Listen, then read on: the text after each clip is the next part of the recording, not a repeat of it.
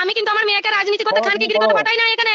যে ওই রকম নোংরামি ভাষা বলবে আমি কিন্তু পরিষ্কার যাচ্ছি তাহলে থানা এফআইআর করবে এবং মিডিয়া করবে এফআইআর কপি নিয়ে। বুঝেছিস? আমি লক্ষ্মীনারায়ণ কার্যালয়ে রয়েছি। এই গৌরব আর ওই ভাতার গ্রামের ছেলেটা আমি সৌমেন কারপাকে 1 ঘন্টা সময় দিয়েছিলাম। ও কিন্তু এখনো পর্যন্ত 1 ঘন্টার মধ্যে গৌরব কিন্তু ঢোকে নাই এখানে। আর কিন্তু ওই ছেলেটা এখানে দাঁড়িয়ে ছিল আর ছেলেটা দাঁড়িয়ে থাকাকালীন সৌমেন কারপার ভাই ওকে বার করে দিল। আমি আর আমার কাকিমা ঢোকা দেখে ও কিন্তু সৌমেন কারপার ভাই ওই ছেলেটাকে বার করে দিল, ওই রানা বলে ছেলেটাকে। তা সৌমেন কারপার যদি না এই 1 ঘন্টার মধ্যে যদি এদের দুজনকে এখানে না পাঠায় পায়ে ধরে ক্ষমা চাইতে, আমি কিন্তু ভিডিও অলরেডি করে নিয়েছি কাকে কি ভাষা বলেছে কাকে কি করেছে। আমার মেয়ের ফোনে না একটা ভিডিও পেয়েছে না একটা ছবি পেয়েছে। মিথ্যা অভিযোগ দিয়ে ওকে খানকি থেকে আরম্ভ করে মাংমারানি থেকে আরম্ভ করে হাত মুচুরে দিয়েছে, ওকে পার্টি অফিস থেকে ঘাট ধরে বার করে দিয়েছে, চেয়ার তুলে মারতে গেছে, এই সমস্ত কাণ্ড করেছে। কিন্তু আজকে এখনই আবার বলেছে ভাতার বাজারে উলঙ্গ করে ঘোরাবো। যদি তোদেরকে ভাতার বাজারে উলঙ্গ করে ঘোরাবো কাকে বলেছে না 3টে মেয়েকে বলেছে। এই যদি সৌমেন আবার নাসিকগ্রাম মোড়ে গলা কেটে ঝুলিয়ে দেবো বলেছে।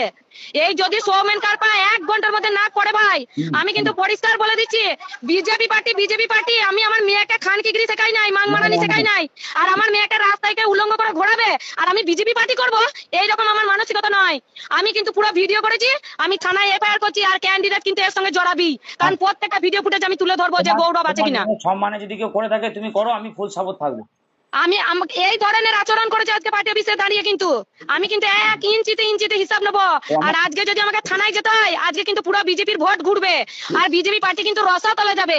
আমাকে থানায় আটকানোর একটাই রাস্তা আছে, ওদের দুজনকে কিন্তু পার্টি অফিসে পাঠান, পায়ে ধরে ক্ষমা চান, আমি কিন্তু আটকে নেবো বিজেপি পার্টির ভোটের খাতিরে আটকে নেবো। যদি ও না শুনে তুমি থানায় যাও, কোর্ট কাছারি যে যাবে, আমি সামাসিতে থাকবো, পয়সা করে অর্থ যা লাগবে আমরা খরচা করবো, তুমি করো, পাশে আছি। এই আমি কিন্তু আমার মেয়েকে রাজনীতি করতে খানকিগিরি করতে পাঠাই না এখানে।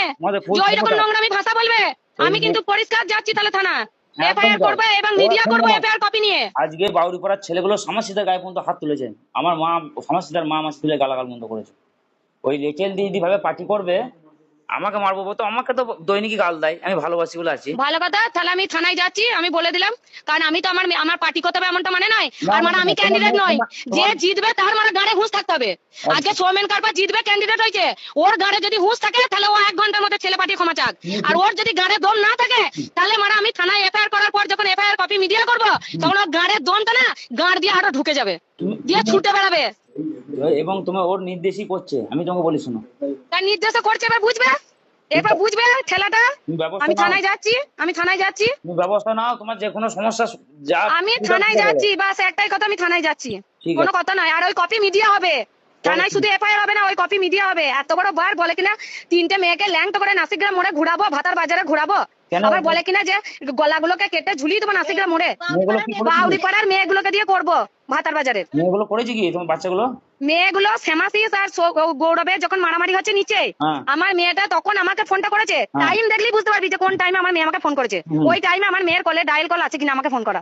বলছে মা নিচে খুব মারামারি হচ্ছে, নিচে মারামারি করছে, ওরা নিচেই মারামারি করছে মা, আমি উপরে মুড়ি খেতে এসেছি, আটকে গেছি। আমি বললাম যে যা করছে তোরা মুড়ি খাবি, তোরা ঘর চলে যাবি। আমি বলার পরে ফোনটা না কাটতে কাটতে গৌরব নিচে থেকে উপরে গিয়ে মেয়েটাকে ওরকম করেছে, तू खान की বেশি বেদো, तू खान की মাগি বেশি ইয়ে, তুই আমার ঘাড় পাকামো মারছিস, এখানে এসে আইটির কাজ করতে এসে তুই ভিডিও করেছিস, তুই ছবি তুলেছিস, তুই আমার পার্টি অফিস থেকে বেরিয়ে যা, চেয়ার তুলে মারতে গেছে। তুমি থানায় চলো, থানায় যাও। আমি থানায় যাচ্ছি, কিন্তু পরিষ্কার বলে দিচ্ছি আমি থানায় যাচ্ছি। তুমি যাও নাকি?